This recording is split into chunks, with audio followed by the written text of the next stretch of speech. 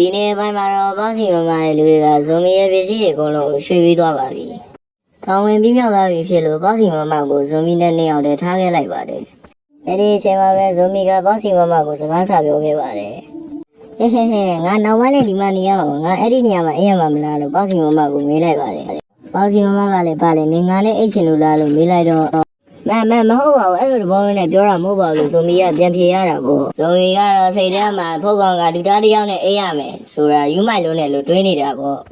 ပေါစီမမကတော့မင်းကအိမ်ခန်းထဲမှာပဲအိပ်ရမယ်လို့ပြန်ပြောတာပေါ့ဇွန်မီကတော့မင်းနားနဲ့မူလွဲနေပြီရှင်တယ်တကယ်တော့ငါလူသားမဟုတ်ဘူးလို့ပေါစီမမကိုပြောပြပေးမယ်ပေါစီမမကတော့ဂီယူမဆပဲသူ့ရဲ့ခြေထောက်အုပ်တုကိုဖြုံးနေပါတယ်ဇွန်မီကတော့ပေါစီမမရဲ့ခြေထောက်အုပ်တုကိုတွေ့ပြီးကြောင်တောင်ဖြစ်သွားတာပေါ့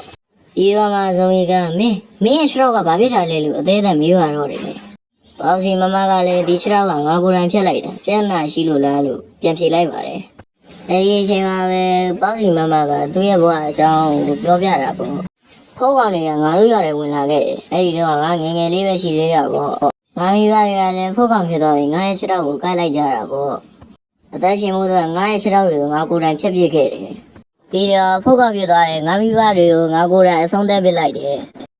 အဲဒီချမ်းစားပြီးပေါစီမမကဖုတ်ကောက်တွေကိုအသေးလဲမုံလာတာပေါ့တွေ့တဲ့နေရာမှာနေတတ်ပြစ်မယ်လို့ချိန်ဆခဲ့တယ်ဇွန်မီကတော့ပေါစီမမကိုကြောက်သွားတာပေါ့ဒါနဲ့မင်းဘာပြောလိုက်တာလဲဇွန်မီကလည်းငါဘာမှမပြောပါဘူးမင်းငါပြောမကြားလိုက်ဘူးလားဟဲဆိုပြီးတော့ပြောလိုက်ပါလေဇွန်မီကလည်းနောက်တစ်ခုပြောကြရအောင်ဟီယိုချောင်းဆိုတာဘာကိုဆိုလိုတာလဲဘာကိုပြောရတယ်ငါ့ကိုပြောပြပါလားပေါစီမမကလည်းအဲ့ဟာဖုတ်ကောင်တွေကိုတိုက်ထုတ်တဲ့အထူးဖွဲ့စည်းတစ်ခုပဲလို့ပြန်ပြပါတယ်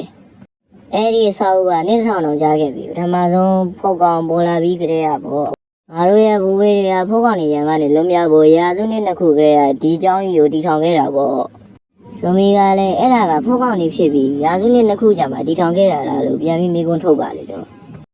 ငါရဲ့မညံ့ရလည်းဝူတော်ဝါဖြစ်နေပြီငါပထမဆုံးဖုတ်ကောင်တွေပေါ်ကြတဲ့ရရှိနေခဲ့တာလေဆိုတော့အဲ့ဒါကနေ့တစ်ထောင်တော့ကြာသွားပြီပေါ့လို့ပေါစီမမကိုဇွန်မီကပြောပါတယ်ပေါစီမမကတော့သူမေးတာကိုပြင်မဲ့ဖြေပဲနဲ့ဆိုတော့ပိုတီချောင်းနဲ့ပဲကြောင်းတင်ပြလိုက်မယ်ငါမင်းကိုဆင်းတော့တင်ပြသွားပြီလို့ပဲပြောပါတယ်ဇွန်မီကငါမသွားလို့ရမလားလို့ပြောတော့ပေါစီမမကတော့မင်းထွက်ပြေးဖို့မစင်စားနဲ့ကျောင်းကတာမယ်ဖွဲ့စည်းတစ်ခုမဟုတ်ဘူးမင်းရဲ့အကြောင်းအစားဆုံးသိရှိရပြီပါမင်းထွက်ပြေးလို့မရတော့ဘူးလို့ပြန်ပြောပါတယ်ပေါစီမမကတော့ငါနာမည်ကဖန်လို့လေးပါဘယ်ပြန်မင်းဟိုတောင်းကကြောင်းခေါ်ရလိမ့်မယ်တေချာမင်းသူနဲ့ဆုံမှုရယ်ကျွန်တော်သူမနဲ့ဆုံဦးပါတယ်လို့ဇွန်မီကပြန်ဖြေပါတယ်ဇွန်မီကတော့ဒေါန်ဆွဲနေမယ်ကျွန်တော်ခါမှမကြဘူးလို့ပေါစီမမကိုပြန်ပြောပါတယ်တစ်ဖက်မှာတော့ဒေါန်ကိုပြထားပါတယ်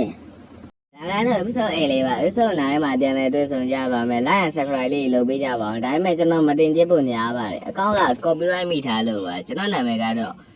မိုက်ကီဘွိုင်းပါအားလုံးပဲကျေးဇူးတင်